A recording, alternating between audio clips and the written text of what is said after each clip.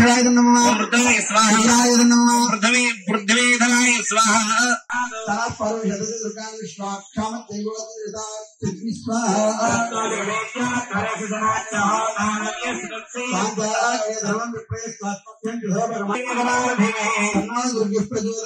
स्वाहा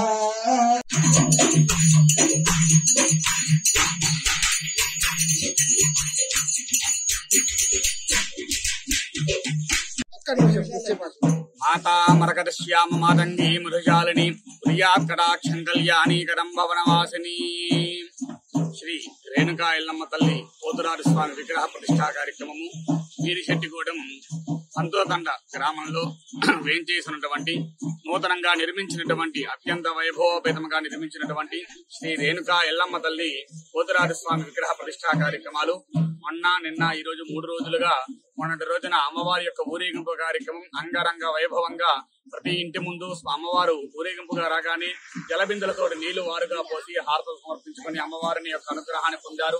నిన్న ఉదయం నుండి కూడా 9 మంది దంపతుల చేత పూజా కార్యక్రమం ప్రారంభించుకొని అక్కడ జలాధివాసము, క్షీరాధివాసము, ధాన్యాధివాసము, పంచశయ్యాధివాసము, విశేష హోమ కార్యక్రమాలన్నీ కూడా నిర్వహించుకొని రాత్రికి చక్కగా బలిహరణ కార్యక్రమం కూడా ఏర్పాటు చేసి అమ్మవారికి సంతృప్తి పరిచేటువంటి ప్రక్రియను చేశారు.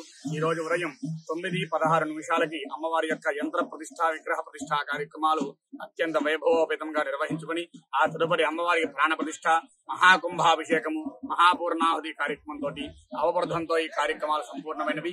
ఈ కార్యక్రమంలో భక్తులు అధిక సంఖ్యలో పాల్గొన్నారు.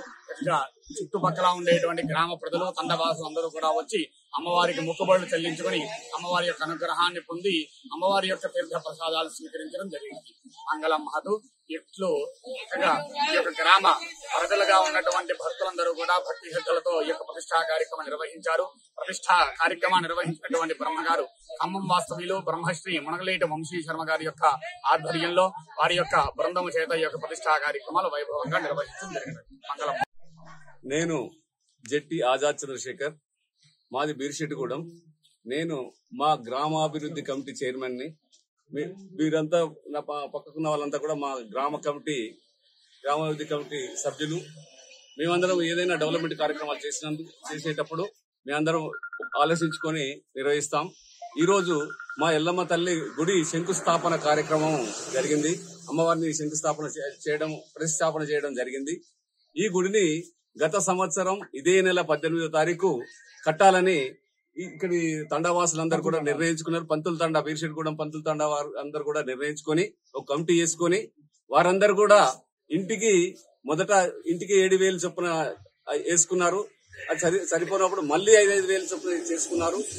ఫస్ట్ ఇంటికి 7,000 చొప్పున చేసుకున్నప్పుడు 39 ఇళ్ల చొప్పున 2,73,000 జమైంది. అంతే మొత్తంలో గ్రామాభివృద్ధి కమిటీ తరఫున గ్రామాభివృద్ధి కమిటీ చైర్మన్ గా నేను వారికి అదే 2,73,000 ఆర్థిక సహాయం అందించడం జరిగింది. ఆ పెద్ద మొత్తం తోటి ఈ గుడి నిర్మాణం మేము అనుకున్న దానికంటే గొప్పగా జరిగింది. అదే కాకుండా ఇది నిర్మాణం అది ఆరంభించినప్పుడు కొన్ని అవకతవకలు వచ్చినా అమ్మవారి దయ వల్ల ఏ గొడవలు లేకుండా ఈ గుడి నిర్మాణం జరిగింది.